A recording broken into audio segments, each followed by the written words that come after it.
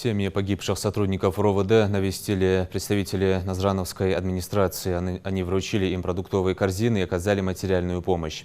Инициатор проведения акции — глава республики Махмуд Али Калиматов. Одна из семей, которую сегодня навестили, Гатиевы. Утро понедельника, 17 августа, дата, которую они запомнили навсегда.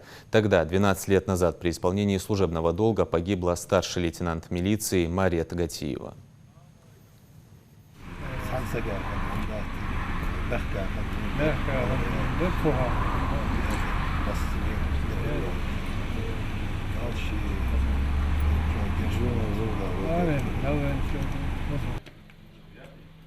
Представители администрации навестили 25 семей погибших сотрудников.